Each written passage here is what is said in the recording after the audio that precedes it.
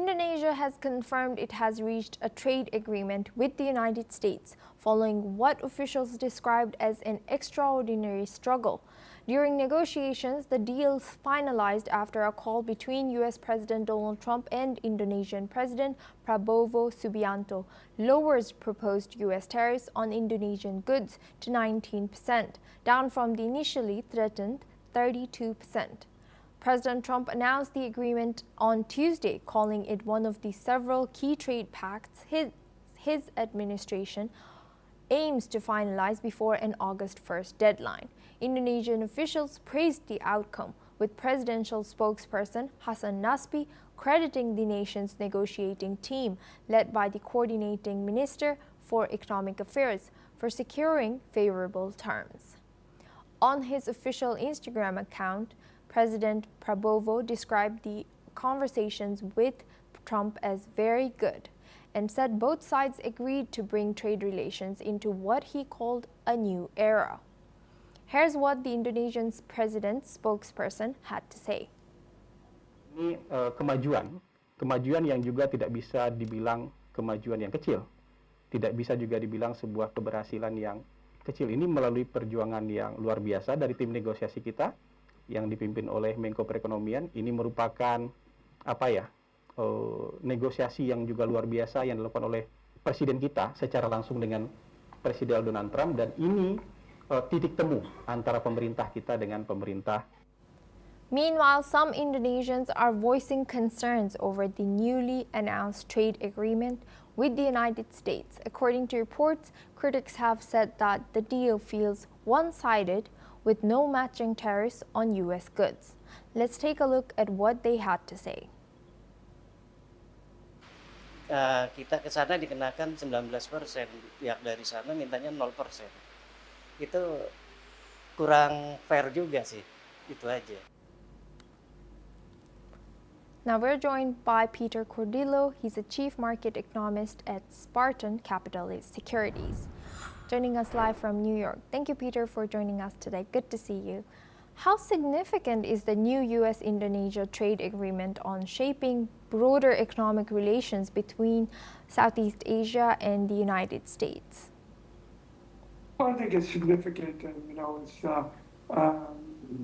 one step going probably the right direction. So, as you know, I've said in the past that I believe these steep tariffs are likely to change, and of course, I think that's basically what's in the cards in the coming days. I think there'll be tariff negotiations that will settle at lower tariffs, and of course that will help alleviate some of the inflation fears. And do you think this signals a shift in the U.S. administration's trade priorities before the August 1st deadline? I think so. President Trump is taking a hard line, and so is his administration. But again, deadlines, usually bring forward some sort of reversal in thinking, and if the negotiations are accepted by both parts, then I think you have a lasting agreement that will be less, will have a less negative effect on the economies that are involved, along with the inflationary aspect. And Peter, what does the reduction of U.S. tariffs from 32% to 19% mean for Indonesian exporters, and how might it impact domestic industries in Indonesia?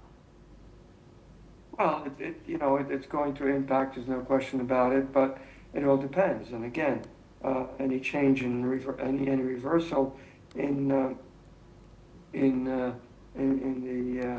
initial proposals, or the initial agreement, I should say, that will help relieve some of the tensions, and above all, certainly relieve some of the negative impact. But it's going to have some negative impact, there's no question about it, but not to the point where perhaps it could mean severe negative economic activity for a lot of these countries. And given the extraordinary struggle mentioned by Indonesian officials, what do you think were the key sticking points during these negotiations? Well, I think, they are likely to have to accept some of the terms that Trump and his administration want, but obviously I think they will negotiate lower levels. It's a question of negotiations and whether or not their position is well taken by the Trump administration. Thank you, Peter, for sharing that. Please stay with us as we stay on this topic. U.S. President Donald Trump has on Tuesday suggested Treasury Secretary